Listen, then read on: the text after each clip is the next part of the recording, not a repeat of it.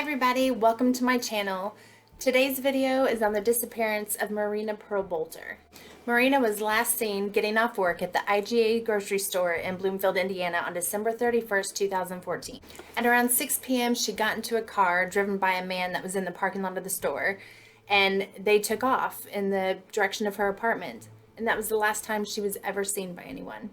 Now I want to add a little disclaimer in here. I mean, absolutely no harm or disrespect to the people or family members of the people I talk about in this case. I'm simply reporting information I found in news articles and online. My intent is only to spread awareness and keep this story out there.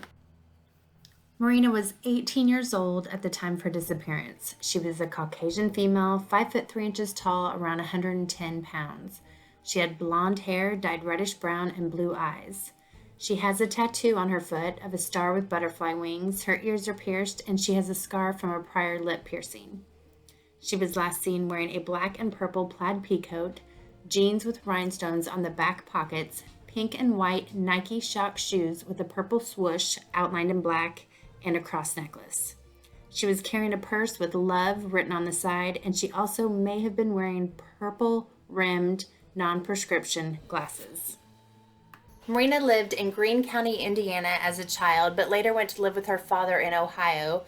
She stayed there into her teenage years, but then moved back to Indiana so she could be closer to her mother. She was in honor classes in high school, but ended up dropping out. However, she immediately got her GED. She loved to write, she loved poetry, and she had a journal that she wrote in every single day. According to her friends and co-workers, she had a flirty and spunky personality. She was incredibly easy to work with and never left a job unfinished. Her family described her as being smart, motivated, happy, and really excited to be accepted into college. She had just gotten her own apartment, and as I previously mentioned, she was working at the IGA grocery store in the deli, and she was really trying to get her life in order. Marina had an 8-month-old baby that she was trying to regain custody of. She was putting her all into making a better life and ensuring that she would be able to take care of him properly. I'm unsure of exact details as to why she lost custody of him. I had heard that there was a domestic dispute between two people in which her baby boy was injured, but Marina was not part of that domestic dispute. I believe it was somebody that was helping her take care of her baby. But I do not know all the details to that. I just know that she was desperately trying to get him back. She was getting her life on track after having some struggles. She was working and she made regular visits with her little boy while he was in foster care. Marina's family said that she had a conversation the day that she went missing with the former assistant principal, and she was talking about how hard she was working and how happy her life was. So the day she went missing, she was at work for the majority of the day. Her mom had stopped by to see her, and her mom said she didn't seem upset, but she seemed like very distracted. It was New Year's Eve, and like most young people, she had plans to go out that night. She was originally going to hang out with her mom, but those plans changed when a guy she had been seeing invited her to a party at his house. So Marina got off work at 6 p.m. She walked outside of the parking lot and she was seen talking to a man in a gold-colored car. At the same time she was talking to this man, her ex-boyfriend and also the father of her son, DJ Lockhart, was out in the parking lot, and he saw her and offered her a ride home because he and his friends were getting ready to leave. But she said no, and she got in the car with the stranger and they drove off. And no one's seen her since. The next day, her mother did not hear from her, but she just thought maybe Marina got busy or was avoiding her because she knew her mom did not really approve of her new boyfriend. When she didn't show up for work on New Year's Day, her boss tried to get in contact with her, but was unsuccessful. The foster family that had her son also reported that she missed a visit, which she never did. So this was a huge red flag. So she was going to go to this party, and then her mother was going to pick her up the next day because they had plans to go to a family dinner. Shortly before leaving the IGA grocery store, Marina had been on the phone with the man she was seeing. The man was considerably older than her, and he was married. However, she confirmed that she would be at his party later that evening. When she didn't show up to her boyfriend's house for his party, the next day, he was wondering why she hadn't showed up. So he called the IGA grocery store, and they told him, that they hadn't seen her either, that she hadn't shown up to work. So at this time, Marina's manager and her boyfriend reported her missing to the police. Now, DJ told the police about seeing Marina get into a gold-colored four-door car with a white, heavy-set man that looked to be in his 40s or 50s, but I don't think very many people believed DJ at the time. Indiana State Police detectives, along with the Bloomfield Police Department, were asking anyone, business and residents nearby, if they had any video footage of that day, hoping to maybe catch Marina on some kind of surveillance, but nothing was found. And the IGA where she worked did not have any video surveillance at that time. Now, Marina's apartment was checked, of course, but it was pretty obvious she never made it home. None of the items she had worn to work were there, and her phone was missing. There were no signs of a struggle, and nothing seemed to be out of place or missing at all. Now, as soon as they heard that she was missing, her father, her brother, and many other family members came in from out of state to help search for her.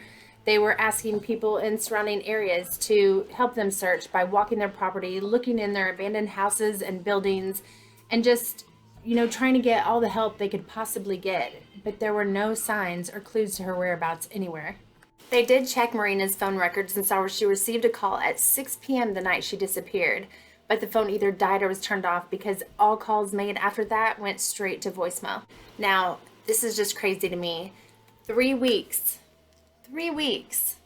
after Marina went missing, the man who had given her a ride home from the grocery store finally came forward. His excuse for not coming out with this information sooner was that he said he thought that Marina just ran off and that she would eventually turn up, and he did not want suspicion to be on him. According to the unnamed male, he did give Marina a ride home, but says that she asked him to drop her off at a pizza place that had been closed down because it was very close to her apartment and she didn't want him knowing where she lived. This man does have prior criminal convictions for abduction and rape. I have read information that this guy took a polygraph and passed, but then I've seen disputed claims that he did not take a polygraph. So honestly, I don't know whether he did or not, and I could not find any, a definitive answer to that.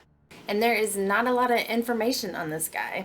It was also later discovered that a man living in the same apartment complex as Marina was once in prison after being charged with murder after he raped and tortured a 25-year-old college student and left her for dead in a campus bathroom.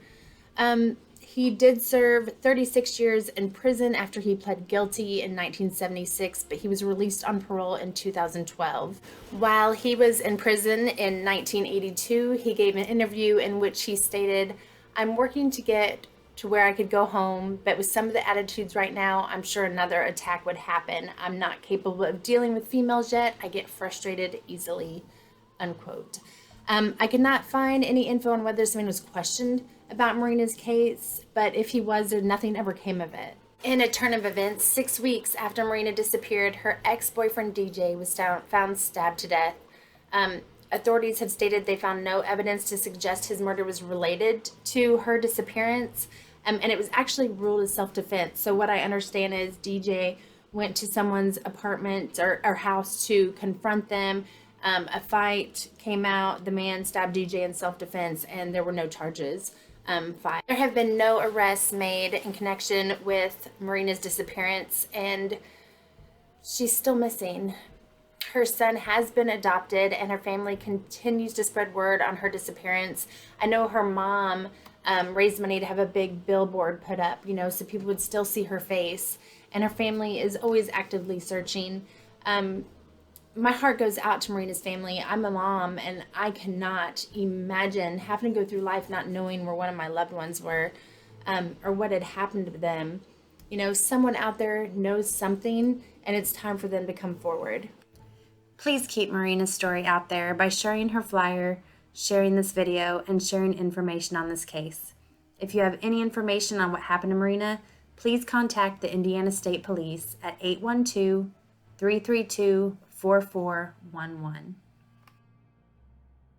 Thank you so much for watching my video. Hit that subscribe button if you want to, and that notification bell so you will be updated anytime I post another video. I have several more cases I'm wanting to do, so hopefully there'll be more videos soon.